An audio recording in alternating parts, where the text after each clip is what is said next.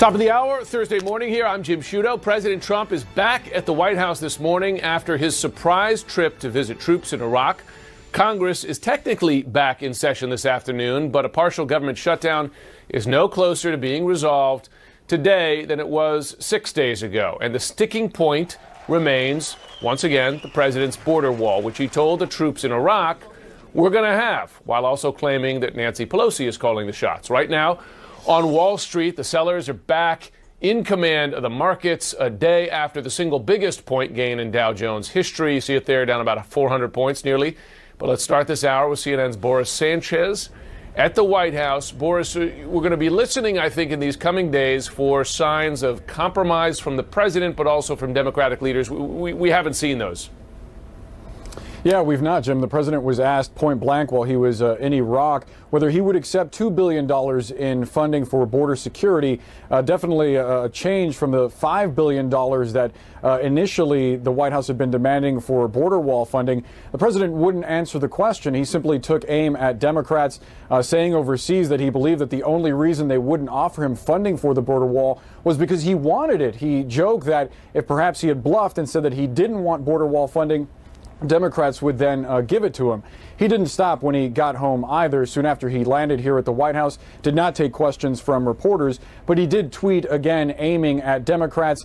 As he was abroad, he suggested that Nancy Pelosi was only holding a deal back because she wanted to be Speaker of the House of Representatives, and supporting any kind of measure to end the shutdown may hinder that tactic from her. An important note here: when the president was abroad and he was speaking to these troops, he talked to them about the U.S. withdrawal from Syria. He said the United States would no longer be suckers and that the operation would not be meant to be a nation-building one in that country. The president also said that if necessary to combat ISIS, those troops that are now stationed in Iraq would go back into Syria, Jim.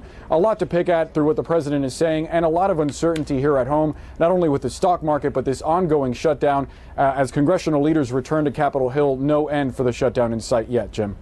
Boris Sanchez at the White House, thanks very much. Now, to that shutdown, day 6, reality sinking in. Hundreds of thousands of furloughed federal employees are not working. More than 420,000. They're working, but they're not getting paid. This as lawmakers return to D.C. with, as we were saying, no deal in sight. Suzanne Malveaux is on Capitol Hill with more. So officially, they are back. Is anyone you're speaking with in the hallways of the Capitol saying, hey, I think I got a plan for the way forward, or we might be able to compromise here or there, or are we really at an impasse here? Well, Jim, there are very few people who are in the hallways really here on Capitol Hill. We just expect to see the leadership.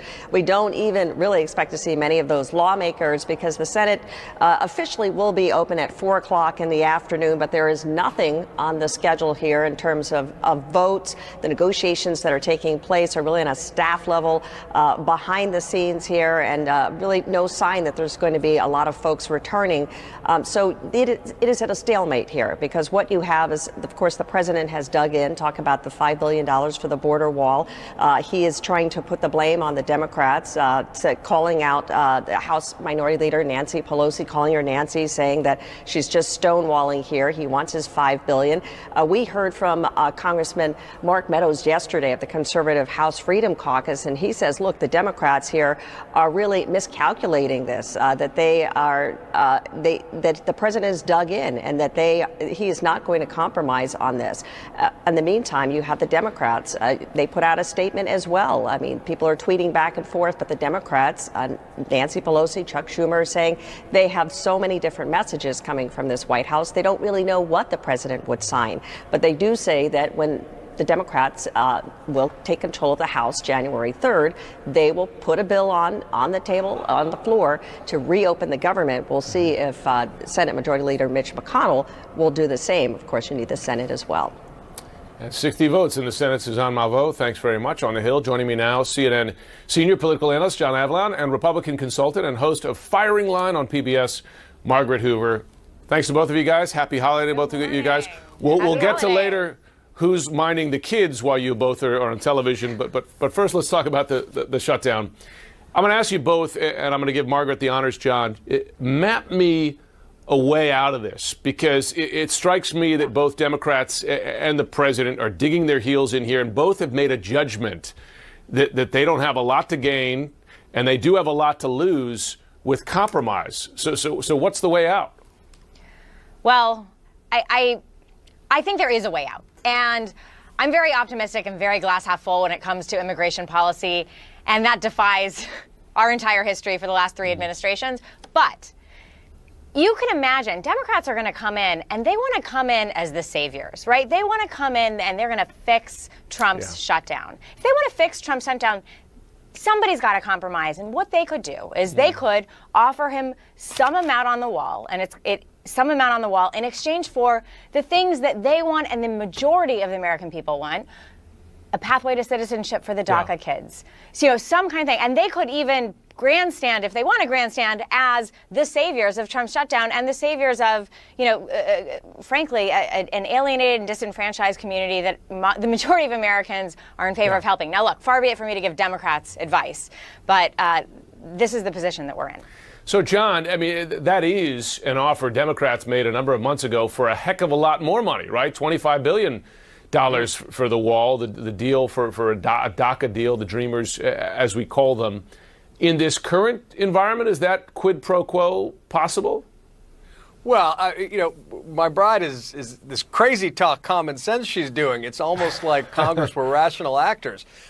Look, you're right to point out that Democrats were offering a great deal more, actually around 4 or 5x what Donald Trump's currently asking for just a few months ago. So what you're witnessing clearly isn't art of the deal here, folks.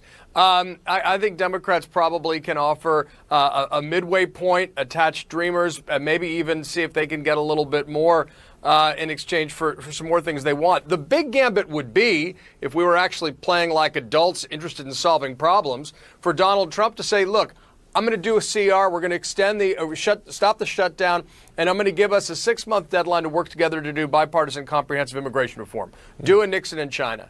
But there's just absolutely nothing in our experience that he'd ever take the bait to actually act like a real leader in this regard. Right, because Margaret, I mean, he's essentially made the calculation here, driven by the Ann Coulters and the Rush Limbaughs of the world, that not delivering on the wall or being seen to give in on the wall, whether he can deliver it or not, because that seems to be an open question, that he will pay an enormous political price, even with his most ardent supporters. Well, he's sort of in a win-win position with his most ardent supporters, right? Because he can take a hard line, and they like that, and he can not get anything because he took a hard line, and they like that. And in the meantime, America loses, the DACA kids lose, the Democrats lose. Now, look, his leverage is going down, not up, right? Every day this goes on, it's a day closer that Nancy Pelosi takes the gavel in the House of Representatives. The Democrats, I think, we know Trump is intransigent and won't move. Democrats are also pretty intransigent and want to win this. But they have more options for how to win this. And if they wanted to actually be the people who are going to deliver policy and try to fix problems, they could start to own that position. They have an opportunity here that the president isn't filling. There's a void to be filled, and wouldn't it be nice to finally see Democrats not be politicizing immigration and actually get something done for Americans who need the help? And for kids who have lived here. They have a political risk as well, because they've just won this big midterm victory in the elections, and for their defining issue to be, well, the government's still shut down, you could see folks being disappointed. John, I do want to move on to another topic, because the president did do something that he had been criticized widely for not doing, that is visiting deployed U.S. forces in a war zone in Iraq yesterday. And of course, listen, he made some missteps there, including lying about their pay and pay raises. But on balance, is this a win for this president? Did he gain more than he lost? Absolutely. Look, it was great to see the president show up in Iraq. He'd been far too long that he had not visited troops in a war zone. And it was a great surprise around the holiday season, and a clear boost for morale to sign a commitment to a president who's issuing withdrawal orders from Syria and drawdowns in Afghanistan. It's unfortunate, some of the stylistic points, were losses from, saying he'd given them a 10% raise, which is not true, to a couple other points. But the fact he went is great. It was overdue and deserves credit for it. So, Margaret, going forward from here, though, what kind of 2019 do you see with this president and this Congress?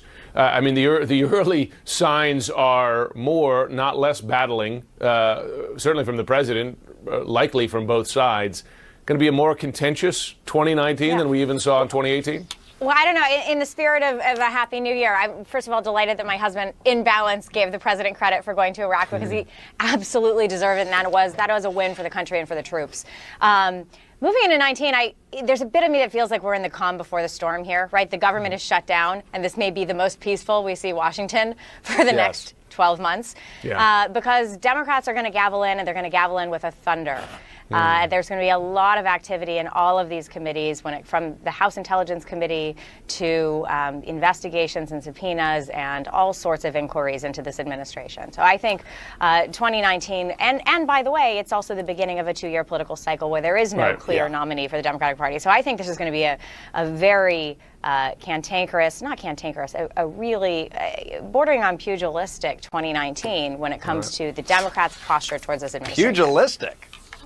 Well, thanks for just big words. spoiling... Go look it up. This is the inheritor of firing line. Thanks for just spoiling my hopes to get some rest. Really appreciate that, guys. Forget it, Jay. Margaret Hoover, John Avlon, thanks very much. Take care, buddy. Still to come, the head of Customs and Border Protection is once again asking Congress for help with the migrant crisis. This after another child, an 8-year-old boy, died in Border Patrol custody. Plus, new court documents. Welcome back. The head of Customs and Border Protection is telling Congress his agency needs more money to deal with the influx of migrants at the border. This comes after an 8-year-old Guatemalan boy died on Christmas Eve in a New Mexico hospital. He is the second migrant child to die in U.S. custody just this month. Infectious disease experts say that he likely had the flu, but officials have not confirmed that. Homeland Security Secretary Kirstjen Nielsen now says that she will travel to the border personally to review her department's care of migrant children. Meanwhile, ICE continues to release hundreds of migrants in border cities such as El Paso, Texas. Joining me now is Chris Rickard. He is a border expert, policy counsel with the ACLU's National Political Advocacy Department. Thanks very much for joining me this morning, Chris. And as we begin, I want to read part of the ACLU's statement on the death of this 8-year-old boy. It goes, "We have long been aware that CBP's short-term custody facilities are inadequate to the task of caring for children. The most pressing needs of our southwest border are not more militarized enforcement, but child welfare resources and alternatives to detention for children." So describe those solutions, what you would like to see to prevent tragedies like we've seen these last couple of weeks with these children. Thank you, Jim. And ACLU staff and supporters are devastated by these deaths. It is a tragedy of the first order, and our focus is on making sure that what the CBP commissioner says, namely that these facilities in which the children were held and went into distress, aren't used for families and children anymore. For years, the ACLU and partners have been litigating these conditions. This is not something new, yet CBP continues to put children at risk by putting them in unsanitary, overcrowded, and medically unsuitable conditions. The American Academy of Pediatrics, Physicians for Human Rights, other medical experts are shocked and say it's unconscionable to put children in situations in which tragedies like this could take place. So let me ask you, they need to be treated. Because you could build better centers, you could provide better medical care there.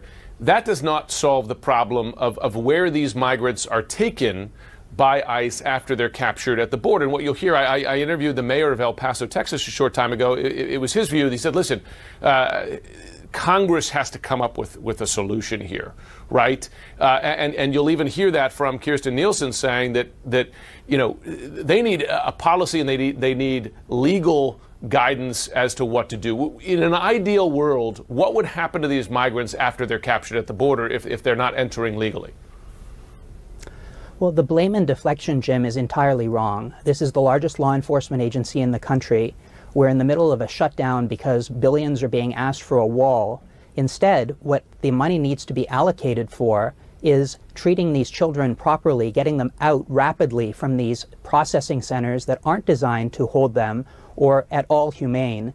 What really has to happen is what the CBP commissioner tells Congress he needs priorities for, but doesn't back it up with action. Why is this happening after 2 deaths when advocates for years have been saying that it's child welfare professionals, trauma-informed counseling that should take place, because 60% of people who are apprehended are turning themselves in, their families and children seeking asylum based on dangerous conditions in the countries they're coming from. This administration's enforcement-only approach, which Secretary Nielsen persists in making the only method of communication to the public about what is happening in the Northern Triangle, is completely wrong. There's a targeting of children that's taking place. We saw family separations this summer. We saw tear gassing of toddlers. Now we see deaths. How much is it going to take for this administration to admit that it's wrong, that its enforcement-only policies and wall building and efforts to ban people from even getting into the asylum process are causing this distress? Chris Rickard, thanks very much for your time. Thank you, Jim. Christmas is becoming nothing short of a volatile week on Wall Street. Look at those numbers there. The Dow down nearly 500 points now, more than 2%. That giving back about half of those historic gains yesterday. Alison Kosick at the New York Stock Exchange. I'm sure folks at home are getting vertigo here from the ups and downs. What are you hearing from the floor about why it's so volatile right now? Well, it's one reason why it's volatile is because it's also the end of the year. You're seeing this year-end positioning happening, so investment houses kind of square their books. You look at how it's been over the past 3 months for the Dow. The Dow's lost 5,000 points. So with yesterday's massive gain of over 1,000 points for the Dow, what you're seeing are investors and traders finding opportunities to take some profits off the table, profits that they didn't have, especially over the past month, meaning December, because it's been the worst month since 1931, since the Great Depression when it comes to stocks. So you're seeing, investors and traders kind of try to find some ways to take profits off the table. And also, after such a massive jump for the Dow, it's not such a huge surprise to see the numbers swing the other way. Look, even the seasoned investors and traders who are on the floor here, they're scratching their heads. They're trying to explain why that massive jump happened yesterday, and they're finding it very difficult to explain that. But explaining the swing this way, it really is all about profit taking. Jim? The only consistency has been volatility. Just while I'm speaking to you, it's now gone below, for more than 500 points down. Right. I know you'll continue to watch it. Alison Kosick, thanks very much.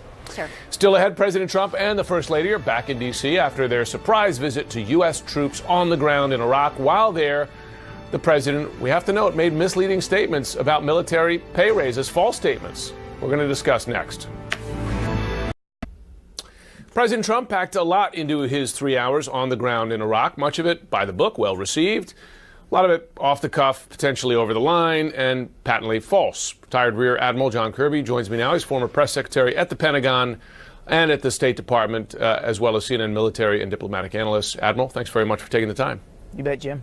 First, big picture, positive side. How important is it for deployed forces to see their commander-in-chief visit them on the ground in a war zone? Very important, because it sort of validates their mission, lets them know that the commander-in-chief cares about what they're doing, is interested in what they're doing.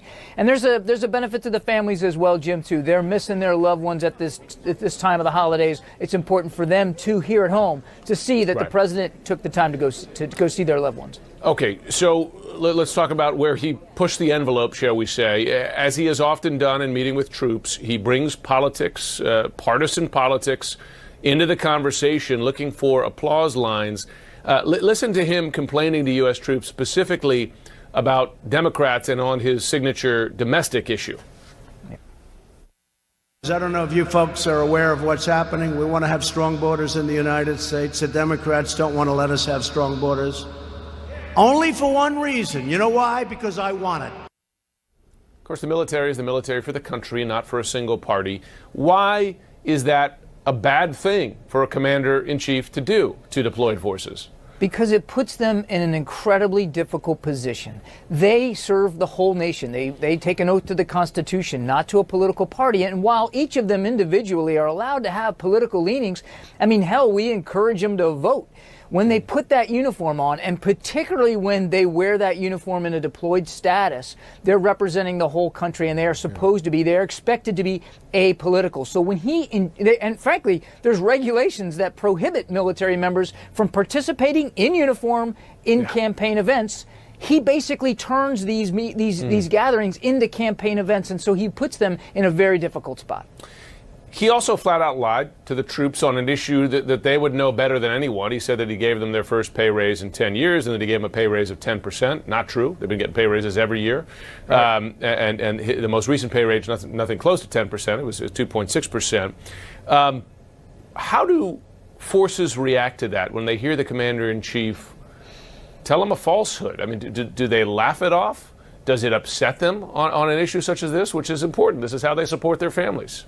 You know, that's a great question, Jim. The military, and you know this, you've covered the military for a long time. It's not a monolith, and there's 2.5 million men and women in the active and the reserve component. All of them have their own sort of predilections about this and their own leanings. I suspect some of them just blow it off. I doubt any of them really believe it. They can see their pay stubs. They know exactly how much they're making. Some probably just laugh it off. Some are probably deeply offended by it. I mean, to have your commander-in-chief get up in front of you on live television like that and lie, it's just unconscionable. Final question here. There was some news in this visit beyond the meeting with the troops, and that is that the president said that he will not be pulling U.S. troops out of Iraq. Of course, he pulled them out of Syria. He reduced them in Afghanistan. Right. But he says that troop will then be used as sort of a police force to drop into Syria or elsewhere in the region where necessary. Yeah. Does that work? Because my understanding from folks inside the administration is the reason the Syria fight had been working with those U.S. forces on the ground is precisely because they had forces on the ground fighting with partners, collecting intelligence, calling in airstrikes. Can you do it from afar? Not as well as you can do it the way it is now, no. I mean, I can't see the military logic there. Look, the reason why those troops are in Syria in that number and have been so effective is because ISIS is now a different beast than it was in 2014, 2015. There's not as many of them. Many of them have gone to ground. They are conducting smaller type operations. And so having eyes on the ground allows you to better target them. And this is what we call time-sensitive targeting, dynamic targets, small in number, moving around. And so having boots on the ground to help you do that helps a lot in the targeting process. It also helps in the advising and assisting of local indigenous forces, in this case the Kurds, to go after them. So they're there for a reason, and it has been working. And now when they're down to 1% of their territory is the moment to press that advantage, not to move the troops out of there. So I fail to see the military logic in that. I don't see that it's going to be very effective. But again, I guess we'll just have to see how it plays out. Admiral Kirby, I know you're retired. I still call you Admiral. I figure you earned it. Thanks very much. My pleasure. Thank you. Well, federal judge has ordered Michael Flynn to stick close to D.C., but now the former national security advisor is hoping the judge will ease those travel rules so he can go home. Former National Security Advisor Michael Flynn has asked a federal judge to allow him to travel between Rhode Island, his home, and Washington, D.C. before his new sentencing date in March. Flynn will be required to stay within 50 miles of Washington under travel restrictions starting January 4th. The judge also ordered Flynn to surrender his passport, though he has given approval for a pre-planned international trip by Flynn. Joining me now, former federal prosecutor Jennifer Rogers. Thanks so much, Jennifer, for joining. Thanks, Jim. So this travel restriction around D.C. was part of the fallout, it seemed, from Flynn. Flynn's lawyers pushing this idea that he was forced into lying, and then the judge brought him before the court and had him say repeatedly, no, I was not forced, I take full responsibility. Is this the kind of thing that the judge might relent on? I think he will. I think two things were going on here. One is that these travel restrictions are actually standard operating procedure. I think that Judge Sullivan was surprised to hear that they were not part of the initial bail restrictions that the magistrate judge put on Flynn. That is very common. So I think once he heard that the passport had not been surrendered and there were no travel restrictions, he felt that there should be, as a matter of course, as happens in essentially every case. And then, as you mentioned, you have a defendant here who appeared to be be backing off of his acceptance of responsibility of these admittedly very serious crimes. So once that whole situation started to happen, I think the judge said, you know, wait a minute, we have someone who is backing off of this, who is trying to downplay his crimes, who is not necessarily accepting responsibility here, and he doesn't have any travel restrictions and still has his passport. So let's at least put the standard restrictions on and get that going. That said, I think that if there's a reasonable request, I think that the judge will probably grant it. Let me ask you this. Well, what is next for Flynn? Because when he went into the court a couple of weeks ago, many thought he was going to be given light sentence, no sentence at all. That's what the special counsel recommended. It appears his lawyers made a misjudgment here by floating this idea that he'd been trapped into lying, and then he and his lawyers got scolded for it. What happens now? The judge also sent him away saying if you cooperate more, you might get better treatment. What happens next for him? I think that Michael Flynn will continue to talk to Mueller's investigators to the extent that they wish to debrief him further. I think when he comes back in March, he likely will get his sentence of no incarceration. The judge was understandably concerned and upset, I think, by the way that Flynn's lawyers tried to back out of this acceptance of responsibility and suggest wrongdoing on the part of the FBI. So that tongue lashing, I think, was not unexpected, and it was deserved. But at the end of the day, the guidelines here are 0 to 6 months. He has been cooperative, according to the special counsel's office. They notably did not back off of their recommendation that no jail time should be imposed. So at the end of the day, I think he still will probably get no time in prison. So the special counsel leading up to that sentencing, it said that he's cooperated very well, seeming to indicate, at least possibly, that he'd given them all they expected to get from him. Is that an indication, and do you see other clues, signs from the special counsel's office that Robert Mueller is close to wrapping up this investigation, close to delivering his report? Well, it's hard to say, of course, because Flynn was only one piece of the puzzle and, notably didn't have anything to do with, for example, the obstruction piece of the investigation. And there are all sorts of tangents that he wouldn't have known anything about. That said, it does seem to me like as we wrap up the remaining pieces with Roger Stone and his associates and the so-called secret subpoena that they've been in court over, I do think that things do seem to be wrapping up, so we can probably expect a report in the next 6 months. But, we only know what the public knows, and the Mueller folks know a lot more. So, of course, it's still hard to say. Yeah, it's like those promises, bring the troops home before Christmas, right? Keep getting pushed back. Very hard to say what will happen. Jennifer Rogers, thanks very much. Potentially a big development in the sexual assault case against